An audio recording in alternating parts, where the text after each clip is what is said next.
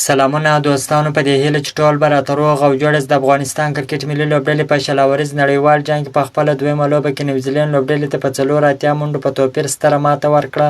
د نن لوبه په کینیا کې ترسره شوله چې د نیوزیلند لوبډلې لومړی د لوبې ټاس وګټي چې د افغانستان لوبډلې پر وړاندې د توپ اچونې پریکړه وکړله. په دغه سیالۍ کې افغان لوبډلې لومړی توپوهنه وکړه. په ټاکل شویو 10 اورونو کې د 6 لوبغاړو په سوځېدو سره 150 منډې جوړې کړلې. د افغانستان د پیل توپوهونکو رحمان الله ګربز ابراهیم ځدرا نن بیا تر 15 اوره پر 103 منډو ښه ملګرتیا وکړله. له هغه وروسته ابراهیم ځدرا خپله ویکټه له لاسه ورکړله.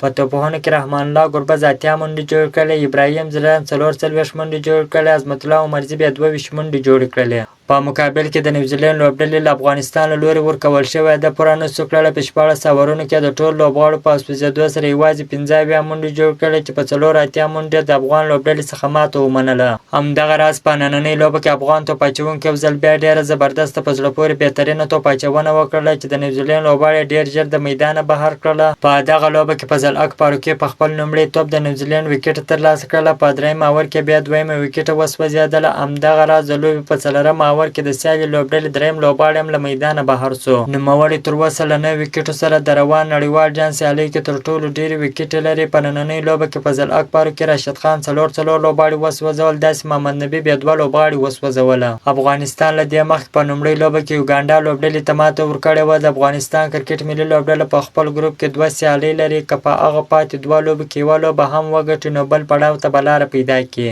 د یادونې وړه چې د افغانستان لوبډله به په نړیوال جام کې خپله درېیمه لوبه د جون په 14مه نیټه د 5 لوبډلې پر وړاندې ترسره کړي. که تاسو هم غواړئ د کرکټ په اړه باندې تازه او مهمو معلوماتو څخه ځان خبر کړئ نو حتما موږ پیج سره فالو، چینل در سره سبسکرایب کړئ. د نورو تازه معلوماتو لپاره موږ سره اوسئ. تر بلې ویډیو پورې د الله په امان.